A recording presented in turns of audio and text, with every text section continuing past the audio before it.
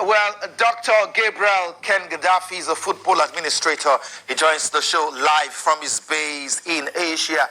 Ken, you are far away in Cambodia, but you're still very much in touch with happenings here in Nigeria. How disappointed are you over the embarrassing situation of the NFF owing players and coaches for months and years? Does this happen in Cambodia or other parts of Asia?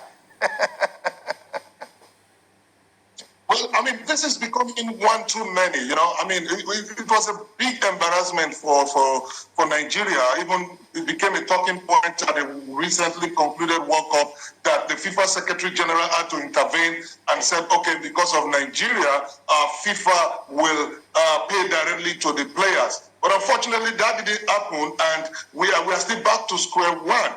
I mean, it's really disappointing that every now and then we will continue to hear this. I'm sure you are aware that even Delta Queens in Delta State, who just recently won USMA of Burkina Faso, are threatening to down tools. Tomorrow they are supposed to play against the other team in the Wafu B group, and they are saying they are not going to play because they are being held. You know, I think the NFF really need to do something about this. To be honest with you, because I mean, they say every laborer deserves his wage. Even on the men's side, we have so many of the coaches, the players who are still crying from as far back as even to 2013 that they are yet to be paid. Even recently now, we just had Gasol talking about Nduka Obade and Obu, that they are not NFF staff and they are not doing them. But these guys have not been paid. You know, we know how this happened with even all the coaches at the Super Eagles too. So for the women's side, I mean, it's really embarrassing to see this, to say the least, my brother. Coach Godwin Izilian, I had a conversation with him recently. He won the Women's Nations Cup with the Super Falcons more than a decade ago. Yes. He's still being owed at the moment. Let me ask you this. Would you say this situation is as a result of a paucity of funds on the part of the NFF? Because we know that government funds football in Nigeria. The NFF also have partners and corporate sponsors. Why should the NFF, who is unarguably the most financially buoyant federation in Nigeria, be indebted to players and coaches?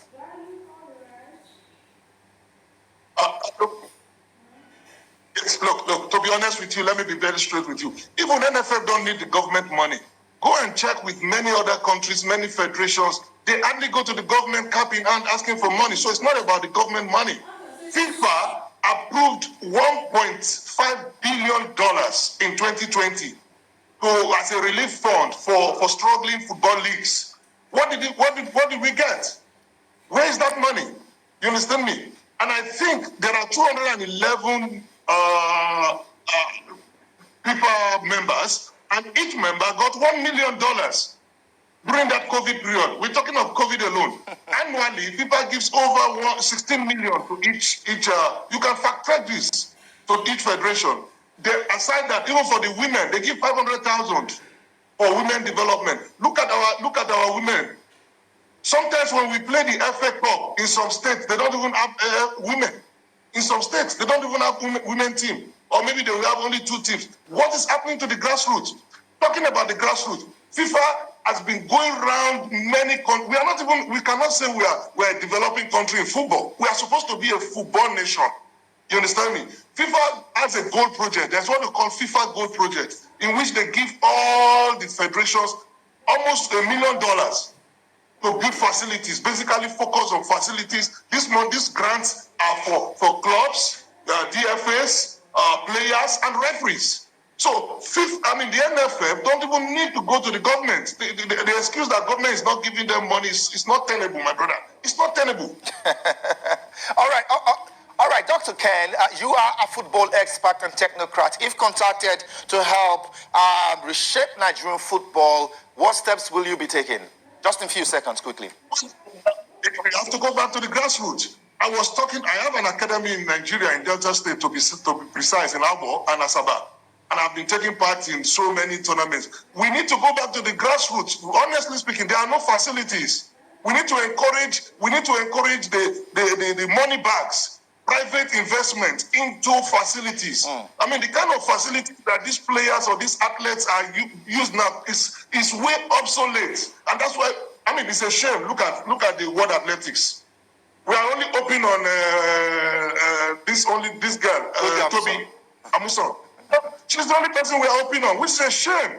Where are the Ebunikes? Where are the Fatimas? Where are the Marion Yalis? We cannot produce them anymore. So for me, I think I'm looking forward to the new sport minister. I was happy. I listened to what he talked to you earlier on, and I hope it's not going to be business as usual. We've had this. I don't want to mention names of sports ministers who come, they go to inspect the stadium. We saw him recently. He has gone to inspect the Moshood Abiola Stadium. They will do that, and at the end of the day, nothing will happen. You know, it's really a shame. Now we're talking, even look at the Super Eagles. We are still struggling with the Super Eagles. So, my brother, we have to go back to the grassroots. Okay, that is where it is. Go grassroots, school sports, and then we will now be able to pick it up off again. Okay. I guess the 8-year plan, not even 4 years. Okay. 8-year rolling. Okay. Then we can get it right. Okay, Dr. Ken Gadaffi, live on the program from Cambodia. Thank you so much for sharing your time and your thoughts with us on the program today. Still talking women's football, the FIFA Women's World Cup